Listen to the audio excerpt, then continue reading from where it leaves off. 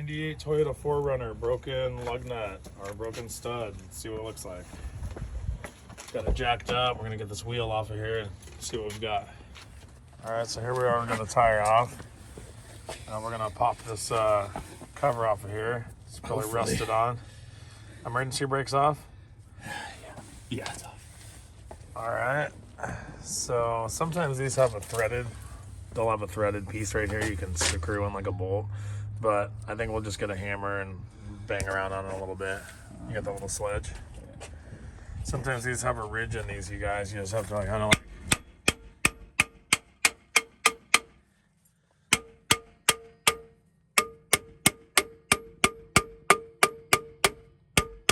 They usually get stuck right here, and then on the brake drum, the brake shoes themselves can be like grooved. You can see some of that dust starting to come out of there.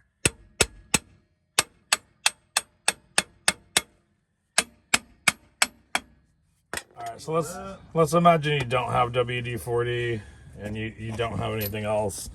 You can see this wiggles around a little bit, but if you hold a little bit of applied pressure toward you and tap it, you'll see the thing kind of advance.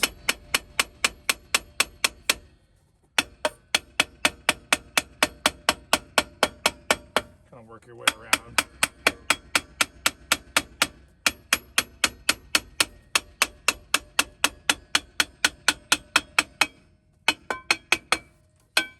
You can tell the sound's different.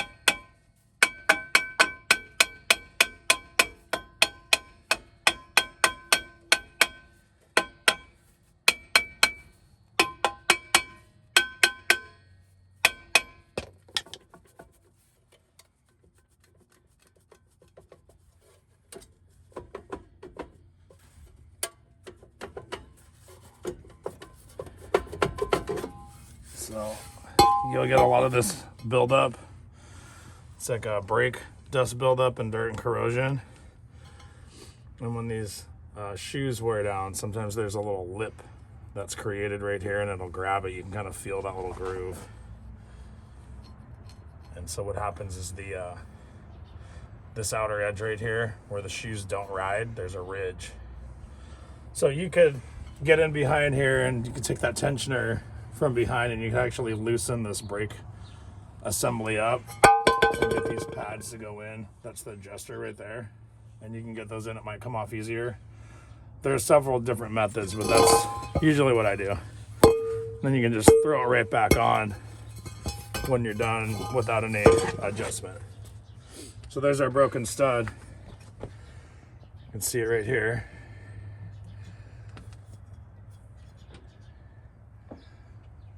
So we're just gonna hammer this out.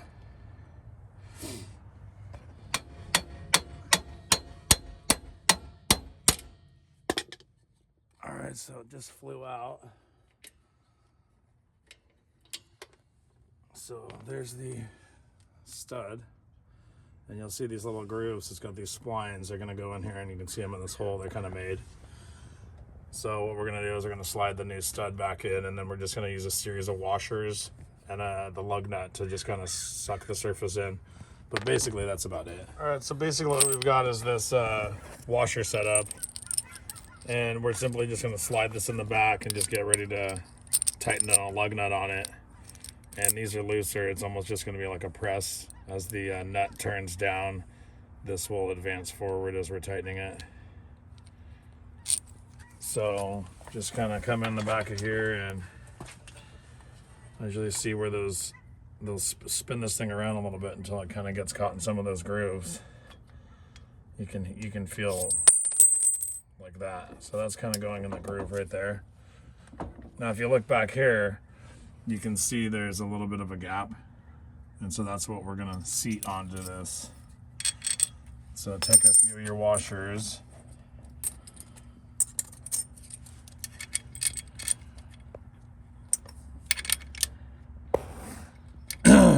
And get a lug nut. Do you want one of the new ones? That's still good. Oh, you got the old one.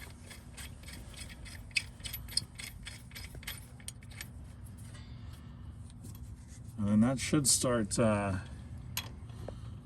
hopefully it doesn't spin it, but it should start sucking that through as it's getting tighter. Oh yeah, put the e-brake on. If you had an impact gun, you could do that. But let's just see what happens with this. It looks like it feels like it's going in.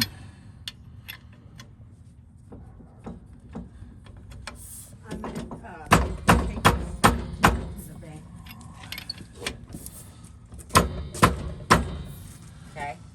Okay, just continue to just kind of see how everything's going. So you can see we have plenty of thread, so we have no interference with the washers, so we can make sure we're not stripping our threads out.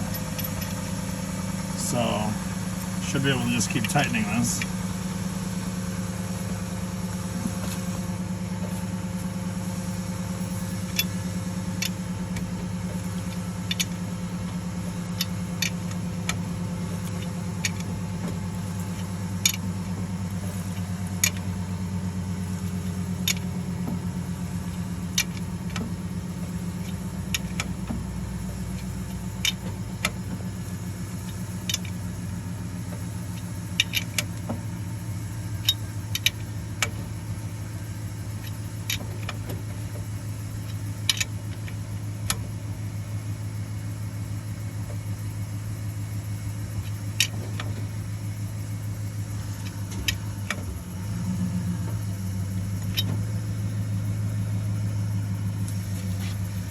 See what that looks like.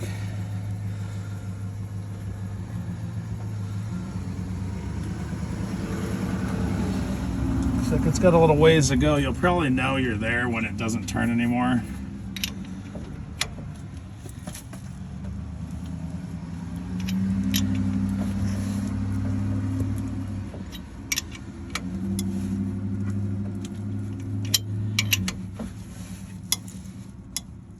That's getting pretty tight. I'd say that's pretty good. Go double check. Let me see if I can zoom in here, and so you can see there's a little bit of a void behind there. It's that tiny little bit.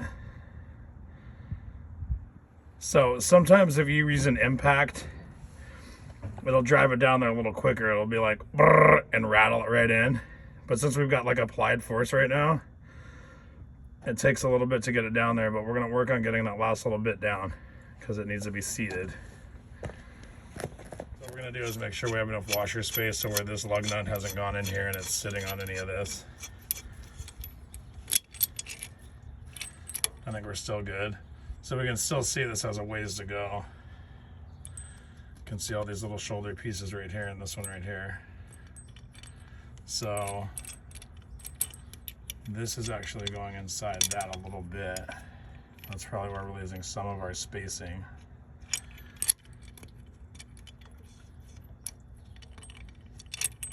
But it should cram its way in there.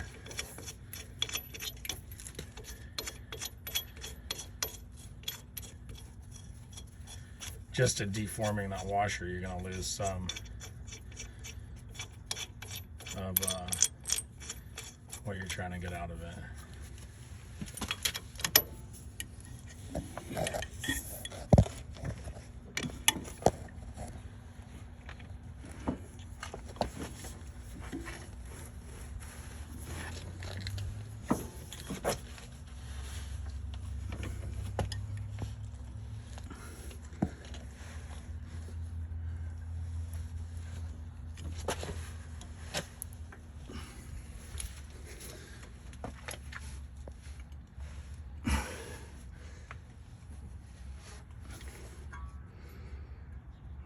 Right there.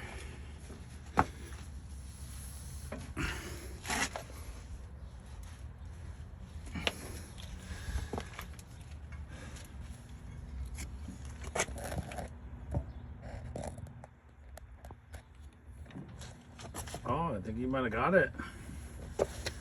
Yeah, I actually don't think it fits into the hole like these other ones do. Oh yeah, these other ones don't. It's a little different. They got that little nub. Yeah, slightly different pattern. Well, it looks like we've got the stud bottomed out. We'll get in here and take a closer look here and inspect it really quick. But that's definitely as tight as I'd want to make a lug nut anyway.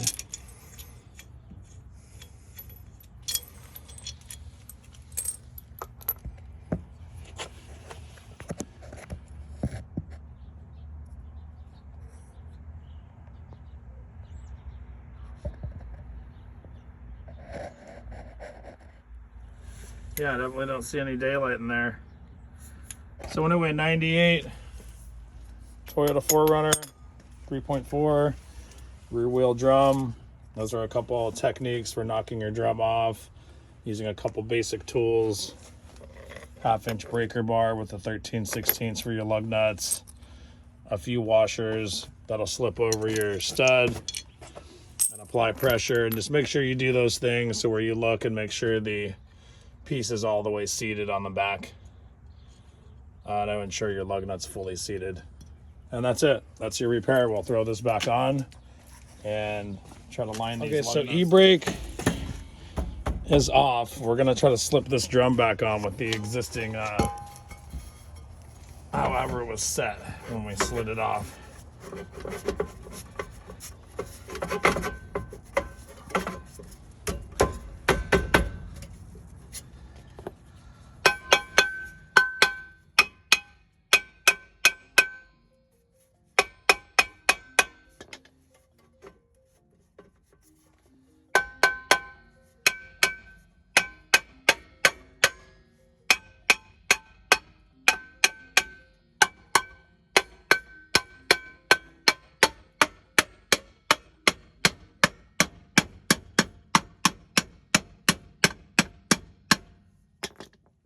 There you go, guys. Rear tire back on, center down, and you're gone.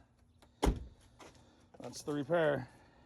So here we are tightening these down, and we got some replacement lug nuts. They're 12 millimeter by 1.50.